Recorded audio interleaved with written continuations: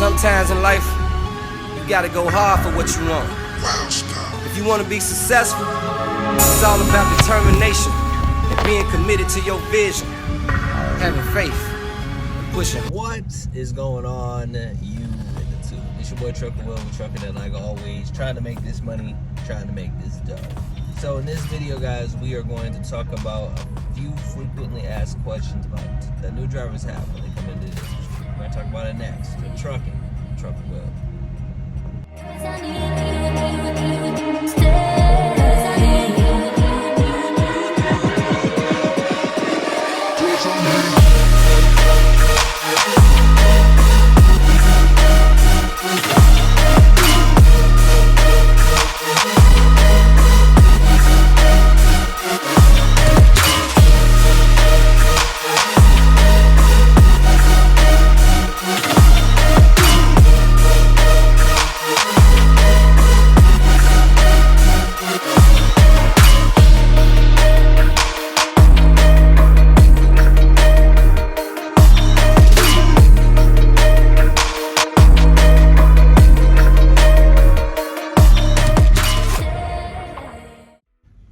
What's up, new prospective CDL driver? How you doing? So this your boy Trucker Will, and we're going to talk a little bit about a question that you, i.e. me, may have had when I first decided to get into trucking. So, what are the requirements to get your CDL? Well, here's the requirements. Make sure you won't have any major speeding violations. No DWIs, no speeding, reckless endangerment, reckless driving, any of those things to help you be able to go get your CDL. Excuse me. Requirements, there's no real major requirements. They just changed the law. Have to be over 18 to travel interstate, to go to different states, as well be able to pass a DOT physical, as well as go get your general knowledge, air brakes combination, and general knowledge, air brakes combination. And then if you're going to do any other companies that may have hazmat, you got to get your hazmat, as well as get your tanker if you're going to do tanker. It's not too much for the requirements. Be able to pass a DOT physical, be able to be a good physical strength, not have any crazy elements that would prohibit you from passing a DOT physical, or i.e. Crazy sleep apnea. But the requirements are not all that hard, guys, so you can get into the industry as fast or as slow as you want to. But if you want to get to the bag, that's the best way that you can get on the road and get down to the next load to get paid. Question number 2, how to find a reputable company to do your training with. So it all really depends on you, driver. All depends on you.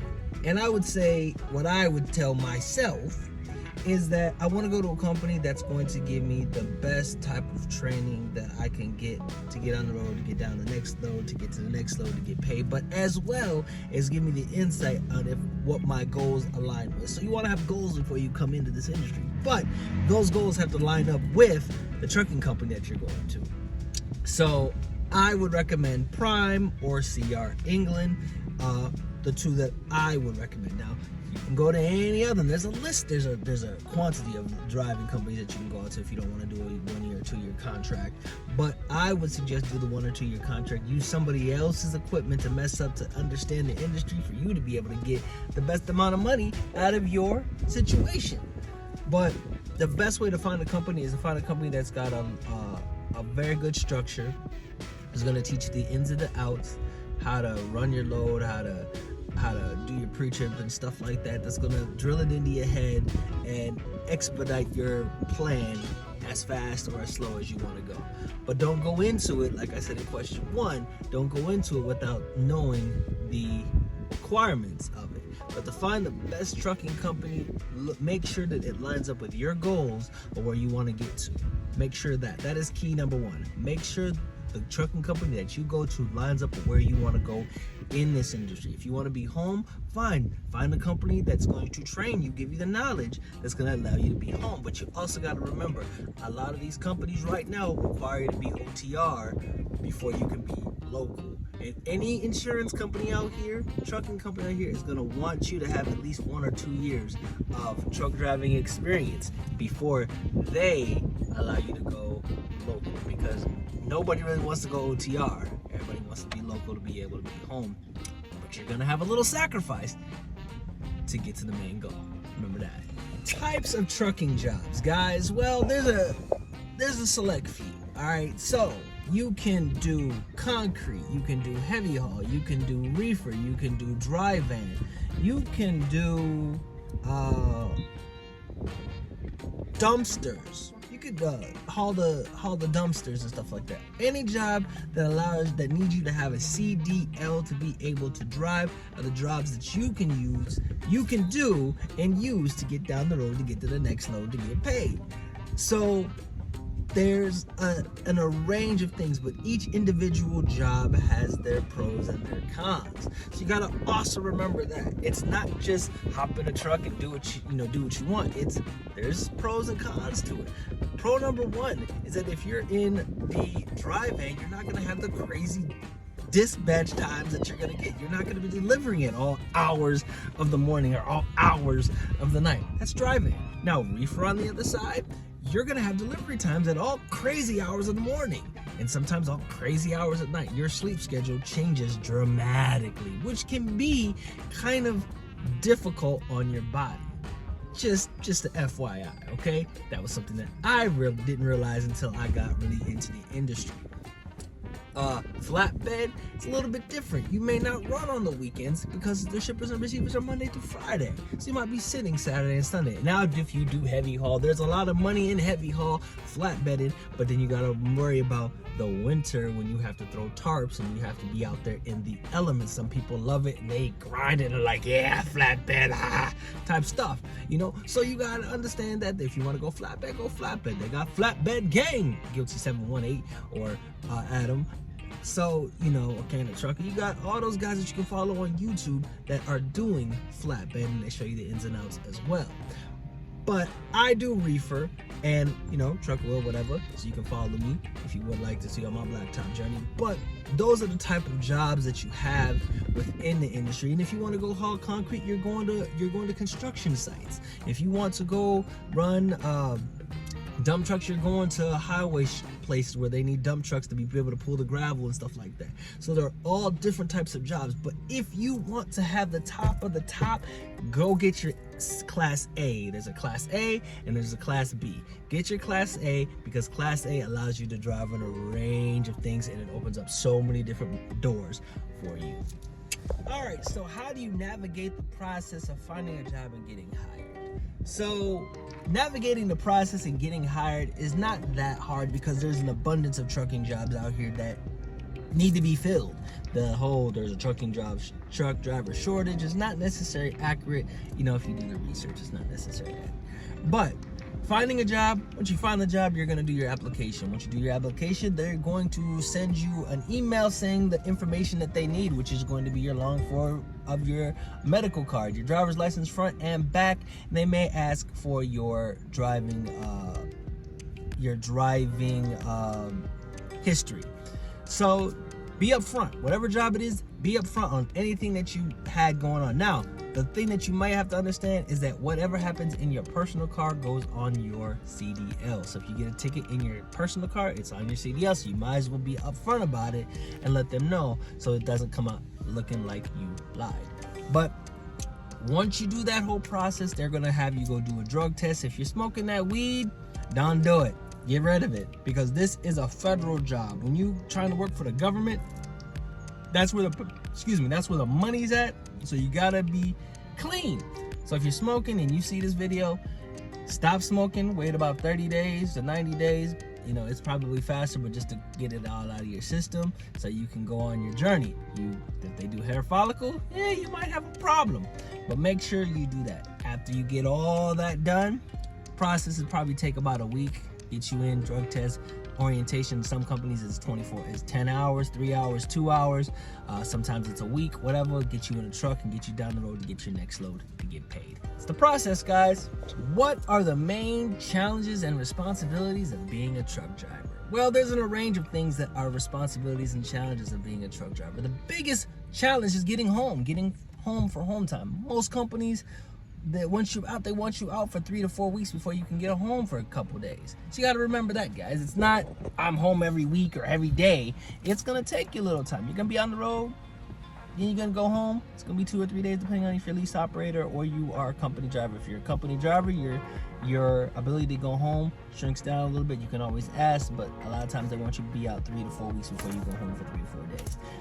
Most of the time it's 3 days. So that can be a challenge. Home, if you have a wife or a kid, family, you're gonna miss days. There's no ifs, ands, or buts about it. You're going to miss holidays, birthdays, Christmas, Thanksgiving, New Year's, Easter. Any of the days, you're going to miss them. Dog died, this died, doctor's appointments, if your wife's pregnant, things of that, you're going to miss appointments. So don't get it twisted thinking you're gonna come out here and you're gonna be able to be home all the time. It's not gonna happen. I can tell you right now, it's not going to happen. There's ways to try to do what you can to get around it, but just be prepared that it's not gonna happen. The responsibilities aspect is that if you're doing lease, if you're doing driver, you are responsible for that truck.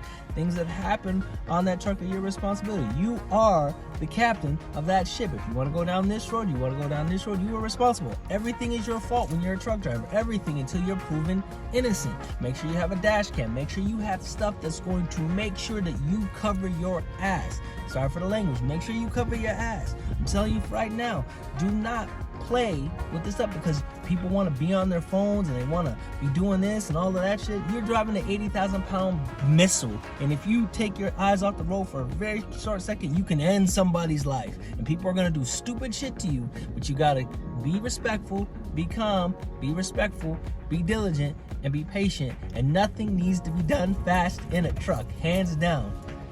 You get paid to back that truck up, back it up.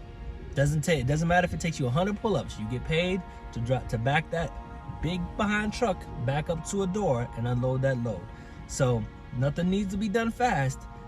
You've ever heard the saying, slow is fast and fast is steady? Take your time, back that trailer up, get paid so you can get, you know. All right, guys. Another big question, guys, is what do truck drivers get paid? So in this industry, it's vastly based on experience, but not all the time. It's vastly based on experience, but in some occasions, it's not based on experience. So let me elaborate. All right, so if you're coming into the industry brand new, you're not going to make 80 cents a mile. You're not going to do it. They're going to probably start you at 30 to 55 cents a mile as a company driver.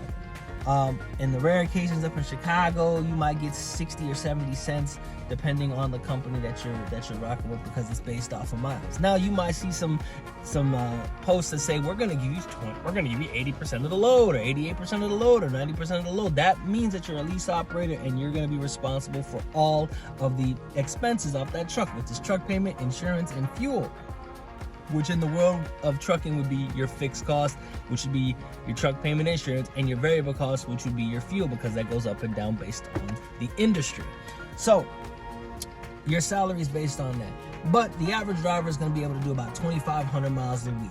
That's on average. That's a lot of miles. That's if your truck is governed at around 65 miles an hour. Some trucks are governed, some trucks are not. But just to have an average for you guys, 65 miles an hour, about 2,500 miles a week, and you will be able to generate anywhere from $1,500 to $2,000 a week before taxes. If you're 1099, if you're a company driver, that's gonna be before taxes. You're probably gonna ride around $1,200 to $1,300 per week into your bank account. All right, guys. And then as you get more experience, your pay will go up based on the company and based on longevity and safety bonuses and things like that. So just be aware of that, guys, when you jump into the truck and get down the road to get to your next load, get paid. All right, guys, so safety and regulations that drivers need to adhere to when they get on the road, right? So the biggest thing is your hours of service. Now, and a truck driver, you work an average of 70 hours a week. That's what your average. Now, how I do it is I would run 8 to 9 hours a day, so you never have to worry about that 8-day recap. You always have hours so you can keep all rolling. But it doesn't always work that way because we have shippers and receivers that waste our time. But that's a thing for another day. So you have that clock. You also have to adhere by your weights. You have to drive an 80,000 pound vehicle, and that's split up amongst the axles. 12, 34, 34. 12,000 maximum, 12,000 on the steers, 34 on the drives, 34 on the tandems. That's the maximum regulation weight that you have for a commercial vehicle. Now, if you want a flatbed and you have split axles, that gets into different. When you have a flatbed, you have different straps and things like that. But total gross weight with a reefer, fuel, all of that stuff, you have to make sure that you maintain your 12, 34, 34, and then your tandems, whether you have to slide your fifth wheel or just slide your tandems back and forth to regulate and split the weight up correctly. Hours of service, make sure that you're doing that. Make sure that you're logging the correct logs of service, whether you're getting fuel, whether you're loading, whether you're in sleeper berth, whether you're doing split breaks. Make sure you have all those things. As well, the biggest thing, do not be on your phone while you're driving down the road, because that's a $2,500 ticket if you are caught. So yeah, get a phone mount, put your phone on there. You got your earphones that you can get from Love's TA Petrol. Put on your ears one side, preferably, so you can always hear, and get you a dash cam, things like that help you be proficient. Get you a GPS that will help you navigate the road so you don't peel the top off of your truck like a sardine can. But those are just some and a few of the regulations that you have to abide by while you get on the road to get down the next level to get paid. Now, another big question is, how do you manage fatigue on the road efficiently? Now, if you're tired, sit your behind down and go to sleep. That's the biggest thing. The only thing that combats fatigue is sleep. So if you need to sit down, shut it down. Shut it down. Take you a 2-hour nap. Once you get that 2-hour power nap and you can rock again, get out and rock it again. The way you can do your clock is, if you need to shut down, you have an 11 or 14. As long as you have that 14-hour clock and you shut down, that clock does not move, because they changed the regulation. It does not move it, and it's on the drive line. But if you're tired and you're like, man, I just can't go, and I don't want to do this, and I can't do it, I'm just too tired, you're exhausted, shut it down. Take a nap. Get a coffee after you take that nap. Get out, walk around, get the blood pumping, listen to some music, things of that nature. But if you are tired and you are fatigued, the best way to combat that is sleep. So when you get out of truck driving and you do your general knowledge, or you're going to do your in-cab and your inspection for your pre-trip inspection, that's what you're going to need to do, right? So a good tip that I always do is, over time you start realizing what's wrong with your truck, because you're in it so much, you realize if this is feeling weird or something, or your baby just not sounding right. So tip that I do, check your truck out every day before you get on the road to get down the road to get to your next level to get paid. Check out the truck, look underneath, check to see what your tires look like, check to see what your brakes look like, check to see everything. They're gonna have a saying that's called no abrasion bulges are cut, not cracked, dead, or broken. Any of those things are things that you need to check out. So you're gonna feel your truck, you're gonna understand your truck, but check it every day. Check it every day, check your oil, check your fuel. Make sure everything is good, so when you get down the road to get to your next load to get paid, you can stay on the road to get down to the next load to get paid. Because if you treat your truck good, she'll treat you good. If you treat her bad, she's gonna make you be in the shop. And some things happen. It's not a matter of if it's gonna break, it's when it's gonna break. But you can be efficient in making sure that you look at your truck, do your pre-trips every day, so you can catch the breakdown before it happens, so you can get in the shop and get it taken care of, so it does not mess up your cash flow. Last question, guys. There are a few certifications that you can get to help advance you in the trucking industry. If you want to do flatbed, learn how to do flatbed, securement certifications and things of that nature. If you want to do hazmat, get your hazmat certification. The process for that is not that hard. You can go down to your local DMV and get that information. You got to take a test. It's fairly not too hard. You study for it. As well as if you want to do heavy haul, there's a few things that you need to know about heavy haul and different regulations as far as roads that you do need to go down, and permits and height, weights, lease and stuff like that. Pays good, but there's a lot of extra hoops that you have to hop through. I hope, guys, that this helps you and it reaches you the best way that it possibly can. Like I said before, guys, you can follow me, Trucker Will, in the link below, as well as you guys can check out some of the new content that we are going to have that can help you get down the road to get to your next load, to get paid, but as well help you in career advancement. And if you decide you want to get out here and really put the rubber to meet the road, got the shirt I Bleed Black Top for life. That link will be in the description below as well. Just got my shirt today. So if you like that, hey, purchase one. It's going to a good cause to help other drivers get on the road, get to their next load, get paid. Remember to be blessed, less stress, keep the left door closed, right foot down, only in the safe, guys. Like always, guys, I'll see you on the blacktop.